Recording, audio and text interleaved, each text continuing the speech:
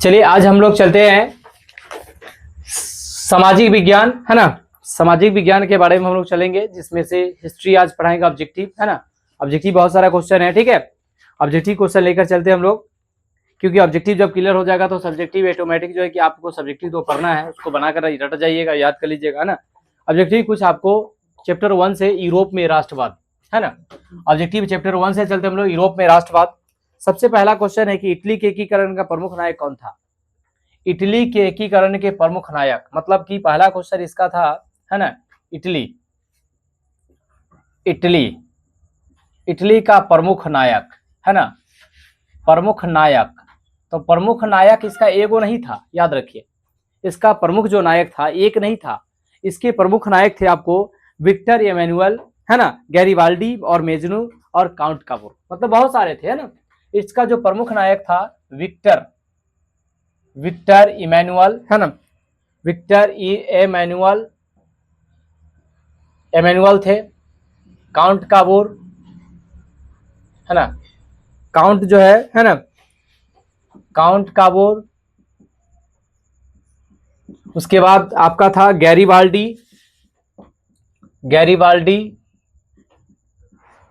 एवं मेजनी, इतना थे, ठीक है।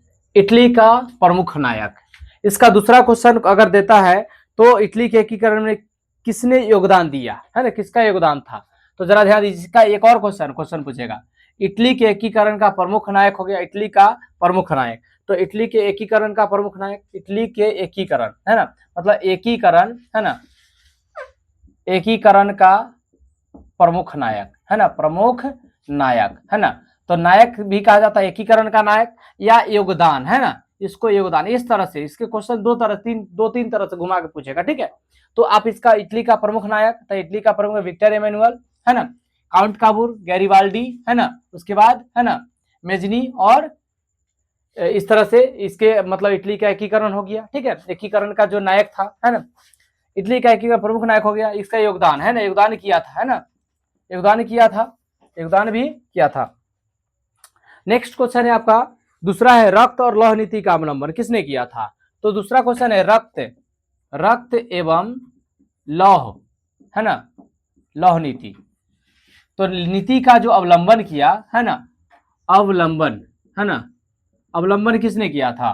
तो रक्त एवं लौह नीति का अवलंबन किसने किया था, तो बिस्मार्क ने किया था। किसने किया था, बिस्मार्क ने। तो इसमें आपको हो जाएगा बिस्मार्क, ठीक है। इसने किसने किया था, बिस्मार्क ने किया था, है ना। तो ये सब आप नोट कर लीजिएगा, कॉपी मेन में जो क्वेश्चन है उसको कराया जा रहा है, ठीक है। जो आप पूरी तरह से क्या करेंगे उसको नोट कर लेंगे, ठीक है। अब देखिए यूरोपियन सभ्यता का पालना किसे कहा जाता है, यूरोपियन सभ्यता का पालना। तीसरा क्वेश्चन है कि यूरोपियन, है ना, यूरोपियन सभ्यता का पालना, है ना। तो यूरोपियन सभ्यता का पालना किसे कहा जाता है, तो आपको बताते हैं किसका हो जाएगा, यूनान को। क्या हो जाएगा, यूनान को कहा जाता है ना, यूनान को कहा जाता है ना, यूनान को कहा जाता है, ठीक है। नेक्स्ट क्वेश्चन है प्रथम जेनेवा कन्वेंशन कब हुआ था, है ना। तो देखा जाता है कि प्रथम, है ना, प्रथम जेनेवा, है ना, जेनेवा कन्वेंशन, मतलब कि कन्वेंशन कब हुआ था, कन्वेंशन तो कब हुआ था, तो जरा ध्यान दीजिए। जेनेवा, प्रथम जेनेवा कन्वेंशन कब हुआ था, तो आपको पता है कि ये जो है कि आप बताइए कि 1854, 1964, 1874, 1884, तो ये आपको हुआ था 1964 में। कब हुआ था, 1964 में, है ना, 1900 क्या हुआ था, 64 में हुआ था, है ना, 1964 में। इसको रोक दीजिएगा, ये कब हुआ था, 1964 में हुआ था, ठीक है। रोक दिया। चलिए देखिए आगे चलते हम लोग। देखिए अगला क्वेश्चन देखिए आप, प्रथम जेनेवा कन्वेंशन कब हुआ था, उसके बाद है 1964 में हुआ था। इटली का एकीकरण कब पूर्ण हुआ, मतलब इटली का जो एकीकरण हुआ, है ना, इटली का एकीकरण कब पूर्ण हुआ था, पूर्ण, है ना, कब पूर्ण हुआ, है ना। तो कब पूर्ण हुआ था, इटली का एकीकरण कब पूर्ण हुआ था, तो आपको बता दें 1964 में, है ना, 1964 में। ये भी 1964 में ही पूर्ण हुआ, सॉरी एक मिनट, 1871 में हुआ था, सॉरी इसका गलत है, 1871 में, 1871 ईस्वी में इटली का एकीकरण पूर्ण हुआ था। अब 6 नंबर क्वेश्चन देखिए, लुई फिलिप किस देश का शासक था, लुई फिलिप ये जो था लुई फिलिप, है ना, लुई फिलिप, है ना, लुई फिलिप, लुई फिलिप जो था, है ना, लुई फिलिप किस देश का शासक था, है ना, मतलब कि किस देश का शासक था, ये जो है किस देश का शासक, है ना, अगर देखा जाए देश का शासक, है ना, किस देश का शासक था यह जर्मनी का था, किसका था, यह देखा जाता है तो यह जो नहीं फ्रांस का था, है ना, नहीं लुई 16वां वो जर्मनी का था, है ना, ये जो है कि अगर देखा जाए तो ये फ्रांस का शासक था, किसका था, फ्रांस का शासक। अब देखिए अगला क्वेश्चन, देखिए ध्यान दीजिए 1 मिनट, 7 नंबर क्वेश्चन देखिए,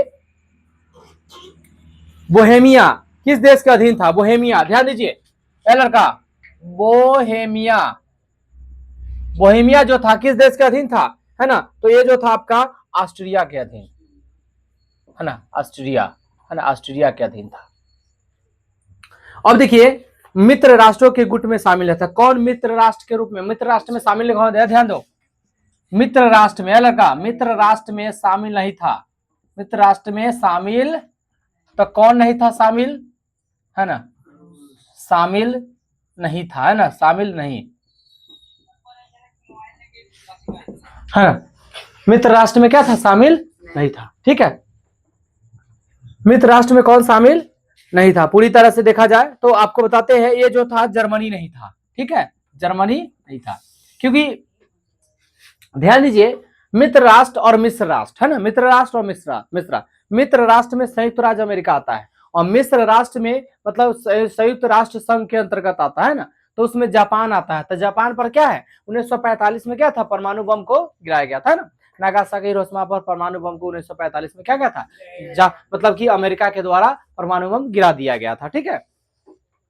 अब देखिए एक अगला क्वेश्चन देखिए आप, सार्डिनिया का राजा कौन था, सार्डिनिया का राजा, है ना, तो सार्डिनिया का जो राजा था, है ना,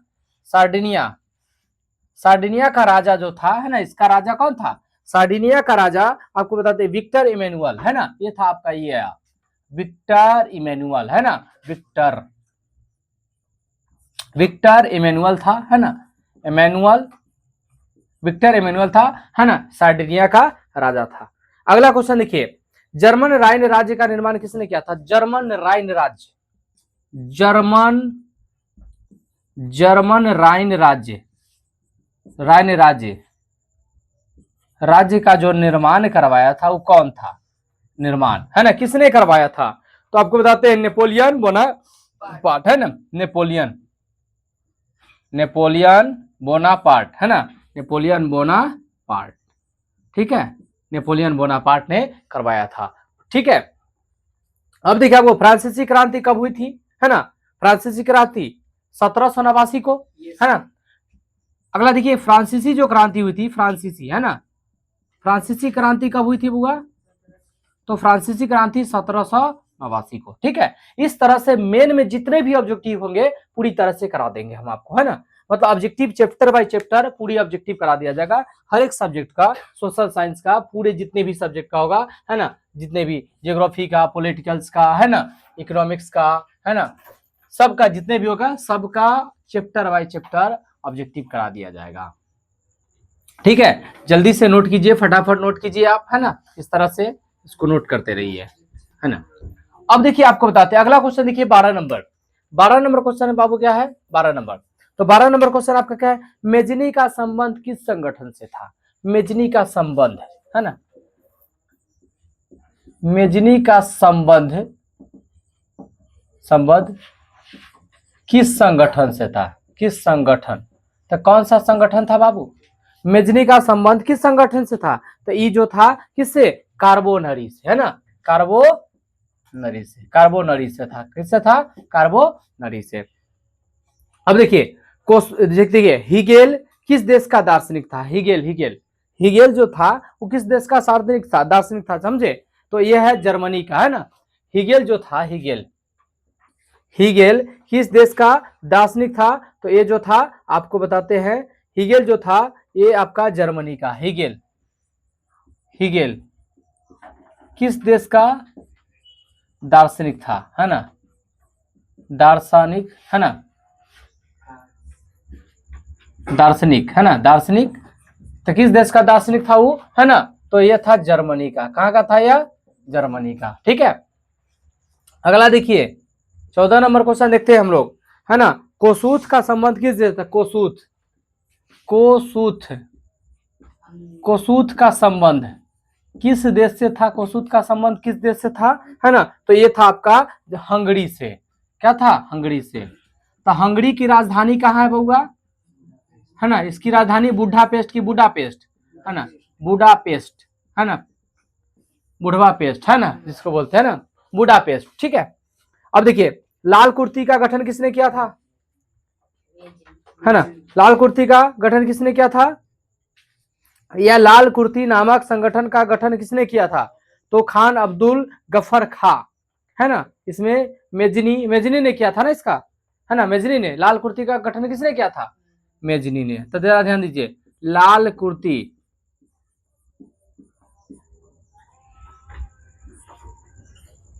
लाल कुर्ती का गठन किसने किया था? लाल कुर्ती का गठन, है ना, तो गठन किसने किया? मेजनी ने किया था। ठीक है, मेजनी, है ना, मेजनी ने लाल कुर्ती का गठन किया था। अब देखिए नेक्स्ट क्वेश्चन, और भी और बहुत सारा क्वेश्चन है, आपको करा दिया जाएगा पूरा। ठीक है, से बहुत सारे क्वेश्चन है, पूरे क्वेश्चन को करा दिया जाएगा, है ना। वियना सम्मेलन कब हुआ था? वियना सम्मेलन, वियना सम्मेलन कब हुआ था? जरा ध्यान दीजिए, है ना, वियना सम्मेलन, वियना सम्मेलन, वियना सम्मेलन कब हुआ था बुआ? वियना सम्मेलन हुआ था 1815 को, 1815 में। ठीक है, अब जरा ध्यान दीजिए अगला क्वेश्चन, है ना। काउंट काबूर को विक्टर इमैनुअल के पद किसने नियुक्त किया था?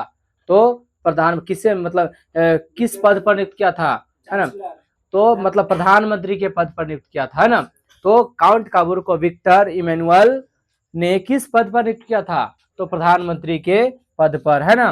तो जो काउंट काबूर था, काउंट काबूर, है ना, ने विक्टर, विक्टर, है ना, इमैनुअल, विक्टर इमैनुअल, है ना, के पद पर, मतलब कि अगर देखा जाए, है ना, तो विक्टर इमैनुअल, है ना, इमैनुअल,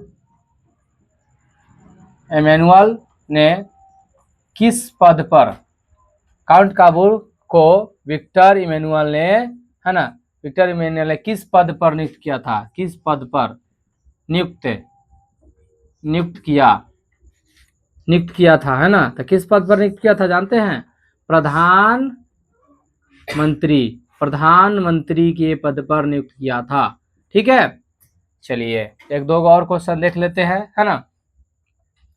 बताइए जिब्रेलिन क्या थी? जिब्रेलिन, जिब्रेलिन, है ना, जिब्रेलिन, है ना, जिब्रेलिन, जिब्रेलिन एक संस्था था, है ना, जिब्रेलिन एक संस्था था, है ना। तो किसका संस्था था यह, है ना? व्यापारियों के, कि क्रांतिकारियों के, कि धार्मिकों के, है ना। तो जिब्रेलिन की संस्था थी व्यापारियों की, व्यापारियों की संस्था थी, है ना। 19 नंबर देखिए आप, जरा देख, फ्रैंकफर्ट की संधि कब हुई? फ्रैंकफर्ट, है लड़का ध्यान दीजिए, फ्रैंकफर्ट, है ना, फ्रैंकफर्ट की संधि, फ्रैंकफर्ट की संधि कब हुई थी बउआ, है ना? तो फ्रैंकफर्ट की संधि हुई थी आपको 1871 में, है ना, 1871 में। अब लास्ट क्वेश्चन आपका देख लीजिए, 20 नंबर क्वेश्चन है, इटली के एकीकरण किसका समय तो हो गया, चलिए ठीक है ना। मार्टिन, यूरोप का मरीज किसे कहा जाता है ना? यूरोप का मरीज, यूरोप का मरीज, मरीज किसे कहा जाता है ना? किसे, किसे, मतलब यूरोप का मरीज किसे कहा जाता है? डायरेक्ट लिखिए, तुर्की को। किसको कहा जाता है? तुर्की को। इस तरह से, है ना, ठीक है, चलिए।